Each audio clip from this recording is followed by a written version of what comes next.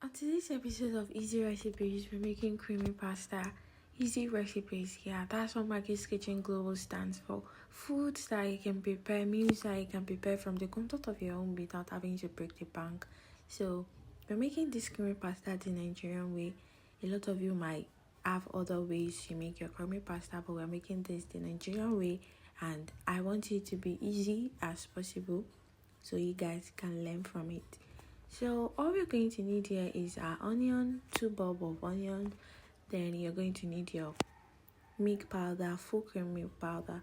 In this video, I used peak milk powder, the full cream because we are making creamy pasta. So after that, you're going to need a corn flour, which you'll be seeing as the video goes on. So after that, you're going to chop your onions as you can see. You're going to boil your spaghetti.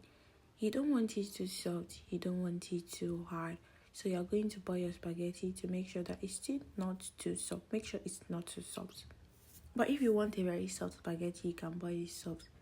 But make sure it's not too soft.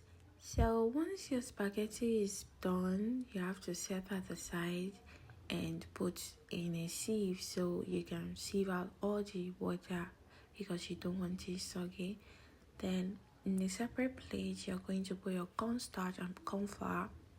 You mix it with water. Then you add your full cream, peak milk powder, any amount of quantity, any quantity you want. The more creamier, the better, right? So you're going to mix that into in water. And in your pot, you're going to need to add a little bit of oil. You don't want it too oily. We're making creamy pasta. You add your garlic, you add your ginger and garlic, then you fry for a while.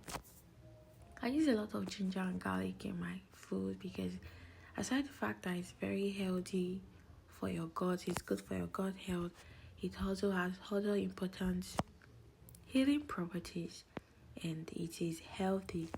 So you're going to fry your onions with your garlic. You add a little bit of pepper. This pepper I used a bit because I don't want it to spicy and I don't want it to, some people are lactose intolerant. They are lactose intolerant and they don't, sometimes you don't want to be eating too much cream. Like it to be, we are Nigerians, so a little bit of pepper in everything. So I added pepper here and I fried my minced meat with it. At this point, you can then add your Maggi, not me, not my own Maggi. You can then add Maggi, then you can add your salt, your Maggi, and any other seasoning of your choice. Then after that is done, after frying for a while, you're going to add your milk and going with your parsley. I added star anise, then you cook on low heat for a while. I added star anise because it has this licorice flavor that I want and is aromatic. So you're going to cook for a while after adding your star anise. Reason being because it's strongly licorice like and it has depth, it has a sweetness and depth to your food and your broth or any other thing. So you might want to consider using it in any of your cooking, maybe soups next time. At this point, your milk is well cooked and all you have to do is add your corn flour.